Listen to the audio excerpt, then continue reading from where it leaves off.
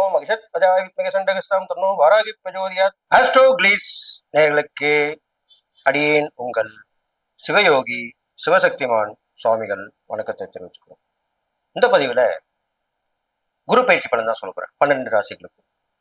அதுல இது விசேஷமான குரு பயிற்சி. ஏனென்று சொன்னால் உச்சம் பெற்ற குருவா சொல்லப்படுகிறார்.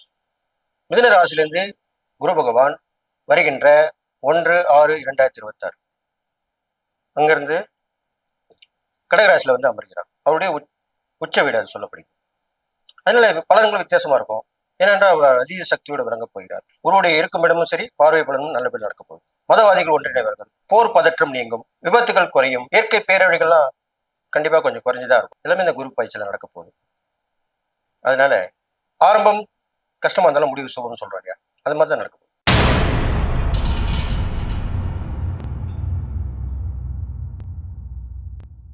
மீனராசி நேயர்களே, குரு பயிற்சி பலன் தான் சொல்றேன். உங்களுக்கு நல்லதா இருக்க போகுது. ஏன் அப்படி சொல்றேன்? குரு உங்களுக்கு 5ஆம் இடத்துக்கு வந்துட்டாரு. உங்க ராசிபதி குரு. நினைத்தது நடக்கும், கேட்டது கிடைக்கும். அப்படியா? ஆமா, அதுதான் உண்மை. முன்னோடைய ஆசீர்வாதம் கிடைக்கும், பெரியவங்களோட தொடர்பு கிடைக்கும், புண்ணிய ஸ்தல யாத்திரை போயிட்டு வருவீங்க. கண்டிப்பா நீங்க செய்ய வேண்டியது காசி, கயா, ராமேஸ்வரம், ஹரித்வார், ரிஷிகேஷ்லாம் சொல்றோம் இல்லையா, இந்த மாதிரி இடங்கள்ல ஏதாவது ஒரு இடத்துக்கு கண்டிப்பா நீங்க போயிட்டு வரணும். அப்பதான் கண்டிப்பா நல்லது நடக்கும். உங்களுடைய பிதிரு தோஷமோ சாபம் இருந்தாலும், மாதுரு தோஷமோ சாபம் இருந்தாலும் கண்டிப்பா விலகிடும். இவ்வளவு கஷ்டப்பட்டதுக்கு இனிமே நல்லா இருக்க போறீங்க. எல்லாமே தேடி வரப்போகுது. மதிப்பு, மரியாதை எல்லாமே தேடி வரும். முன்னேற்றமான விஷயங்கள் நடக்கும். அதை நீங்க தக்க வச்சுக்கணும். ஒரு பதவி வருது, ஒரு பொறுப்பு வருதுன்னா அது வேண்டாம்னு சொல்லக்கூடாது. அதுக்குண்டான செயல்பட எடுத்து அதுக்கு நம்ம தகுதியானவங்க தான் கொடுத்துருப்பாங்க. அப்போ அதுக்கேற்ற மாதிரி நடந்துக்கும். வரதை வேண்டாம்னு சொல்லக்கூடாது. இப்படிதான் இருந்துட்டு வரணும். நிறைய தான தர்மம் பண்ணுவாங்க. குழந்தைங்களுக்கு நிறைய தென்பண்டங்கள் வாங்கி கொடுங்க. அவருடைய முன்னேற்றத்தில் அக்கறை கொள்ளுங்கள். இதெல்லாம் பண்ணிட்டுவாங்க. நீரில் இருக்கக்கூடிய ஜீவராசிகளுக்கு உதவி பண்ணிட்டுவாங்க. பர்டிகுலரா மீன்களுக்கு உணவு கொடுத்து வரலாம். மீன்களை வாங்கி வீட்டில் வளர்த்து வரலாம். மீனராசிக்காரங்க கண்டிப்பா மீன்களை வளர்த்து வரலாம். இது ரொம்ப முக்கியமான விஷயம்.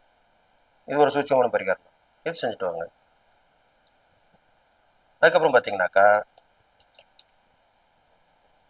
என்ன நினைக்கிறீங்களோ அதை செயல்படுத்துங்க. இது மாதிரிலாம் பண்ணிட்டு வரலாம். குருமார்களை வழிபட்டு வாங்க. ஜீவசம தரிசனம் போயிட்டு வாங்க.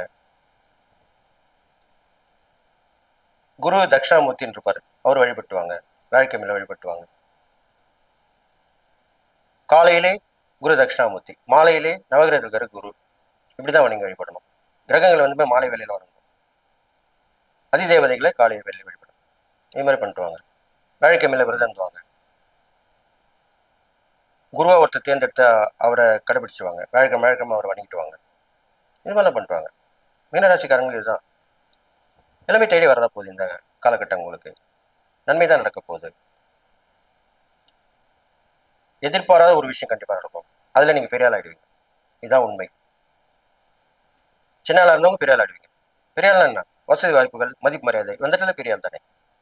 அது நடக்க போகுது. நீர்நிலை அருகில் உள்ள முருகப்பெருமான் ஸ்தலங்களுக்கு போயிட்டு வாங்க. ஆறுபடி வீடு முருகர் போங்க. பிரசித்தி பெற்ற முருகப்பெருமான் ஸ்தலங்களுக்கு போயிட்டு வாங்க. அங்குள்ள மயில்களுக்கு உணவளித்து வாங்க. இது மாதிரிலாம் பண்ணிட்டு வாங்க. அது இல்லாமல்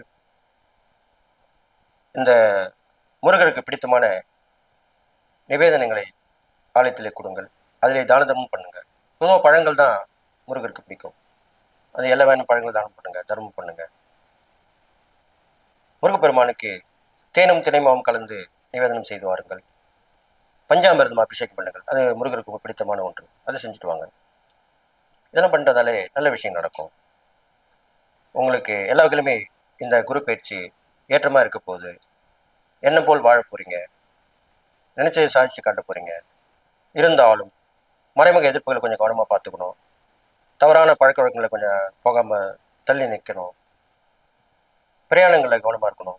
இதெல்லாம் நீங்க கவனமா தர போதும். அதுவும் நீரில் போகக்கூடிய பிரயாணங்களை கவனமா இருக்கணும். இது கண்டிப்பா சொல்லி ஆகணும். அதனால இந்த குரு பயிற்சி உங்களுக்கு நல்ல ஒரு ஏற்றமான பலன் தான் தரப்போகுது. வாழ்வாங்க வாழ போறீங்க. நீங்க கண்டிப்பா நல்லா இருக்க தான் போறீங்கன்னு சொல்லி வாழ்த்து விடைபெறுகிறேன். நன்றி, வணக்கம்.